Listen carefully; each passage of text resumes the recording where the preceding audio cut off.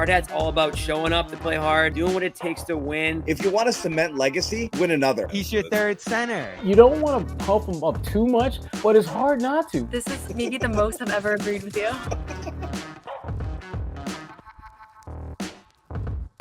Hey, Bobby Manning here with a practice report from our back center before the Celtics head out to Memphis tomorrow. Noah Dalzell is headed out there as well.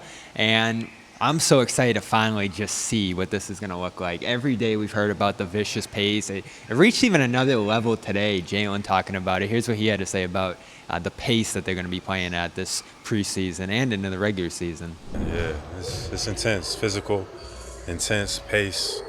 I think the coaching staff has done a good job of setting the tempo and pace of preseason. I think it's probably been my hardest preseason I think I've had from a conditioning standpoint and a physicality standpoint, but that's what we're going to need this season. So that's the obvious one when we look ahead to Wednesday and what we want to see. But what are some other things we're going to be watching for on Wednesday? I have a feeling yours is probably going to be Pritchard related. Yeah, I think looking ahead towards the preseason, he is definitely one of the most intriguing players start? on this roster. I think he's going to start. That's my pretty strong inclination is that he's going to be the starting point guard on this team. We'll see how that pans out, but I think right now it just makes sense for a number of reasons, from the fact that he's here long term, defensively, playmaking wise, rebounding wise, like he has a little bit of an edge there. But again, I don't want to be too politically correct here, but I also think that the starting lineup discussion is a little overblown.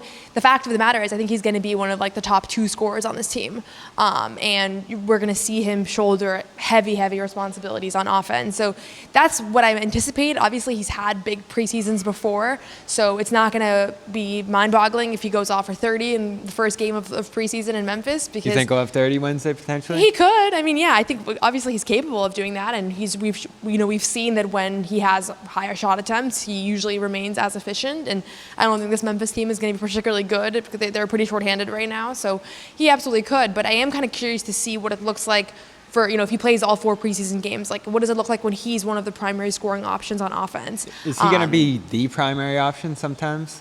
I mean, certainly, if Jalen's sitting and, there will be times maybe that Jalen and Derek are both sitting, I think he might be.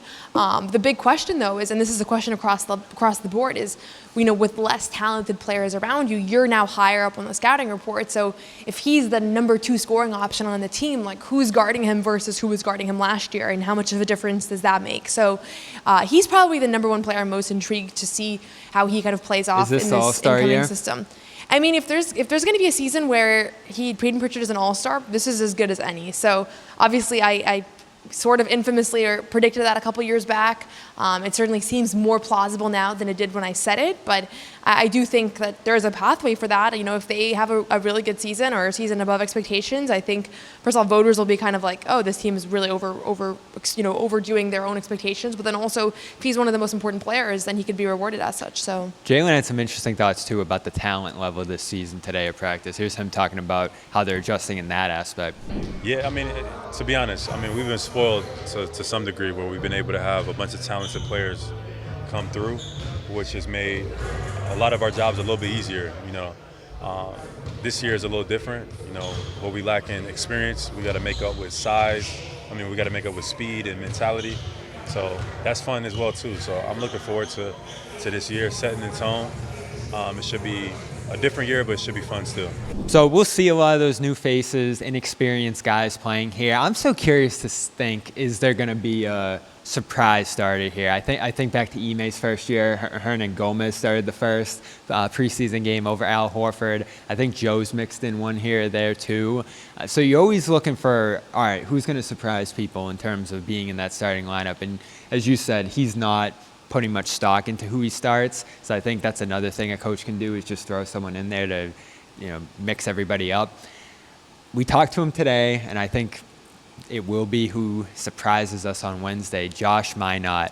I think he's going to be in there on the wing. Someone in that regard. It could be Tillman, could be Boucher. I think it's going to be Minott just to see how it looks, especially in this matchup. As you said, it's a smaller Memphis team. They don't need as much size out there against their current lineup. So I think they're going to try some rim protection stuff with Minott. I think they want to see how he fits in with some of the regulars. And I think they actually look at him as a potentially key cog to their defensive attack this year. They need to generate rim protection somehow, and he actually has some of that in his game. So I think Minot might start at the 3 next to White, Pritchard, Cada, and Brown on Wednesday. Is there anyone that pops into your mind who could be in the surprise starter territory?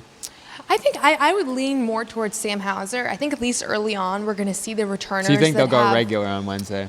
I mean, who knows if that's regular, but that's what I'm kind of anticipating, that if I had to guess right now what their starting 5 looks like on opening night, it's Derek White, Peyton Pritchard, Jaylen Brown, Sam Hauser, and Amias Cada. I don't think that'll be their starting lineup at the end of the season, but right Tatum now... will be back?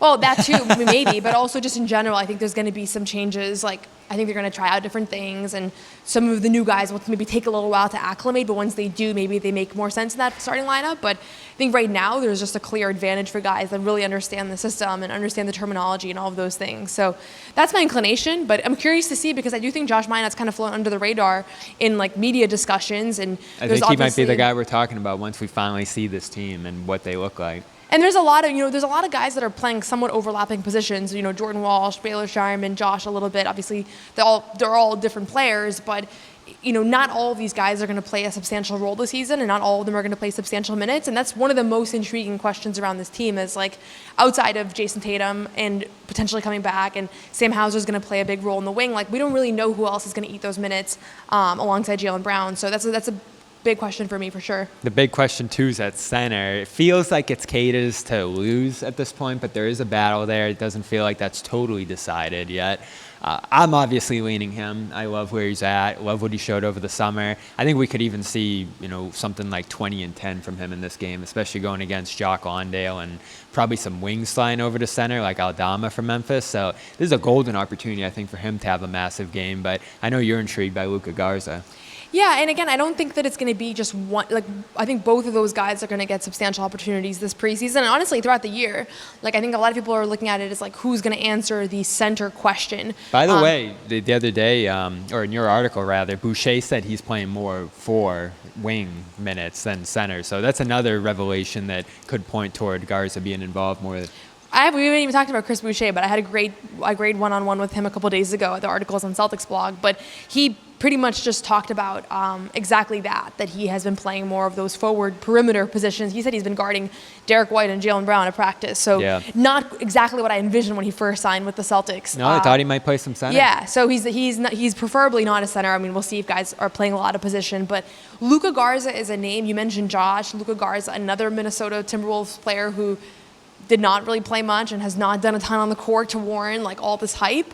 But we know that he can shoot at his best, and if he's able to stretch the floor, like we know that Joe likes playing with a space 5, and if he is consistently hitting, like that's another advantage. He's the best that shooter he at might the have. 5 by far. In theory, yeah. I mean, we'll see how it actually plays out, because obviously he hasn't shot great in the NBA, but on a very small margins. Cada has not shot in the NBA really at all. Looks like he's gonna though, the way he's shooting. Yeah, everybody's practice. practicing threes. That we know. Like that is someone asked me on Twitter today, like, well, you always post guys shooting threes. Like, how come you don't post them shooting 2s and after practice? And it's like they're all just shooting 3s after practice. But curious about Luka Garza for sure. We've heard a lot of guys praise his play so far at camp, and I think that he's kind of out of sight right now, out of mind for a lot of fans. But if we come back here in a few weeks, I think people will be pretty excited about him. A lot of people have asked me who's going to be my Luke this year. He's on the list. I love him, going back to my college days, but it's going to be Cada. I'm on the Cada bandwagon to start this year. So I'm expecting big things from him and for him to run away with that center spot. What are you looking for on Wednesday? It's Celtics Grizzlies, first preseason game for Boston coming up in Memphis. Noah will be out there covering the game for Celtics blog and CLNS. And we'll have a post-game show, of course, after that. And all the preseason games coming up over the next week here as the Celtics approach 2 weeks from opening night. For Noah Dalzell, I'm Bobby Manning. This has been a practice report here from the Auerbach Center.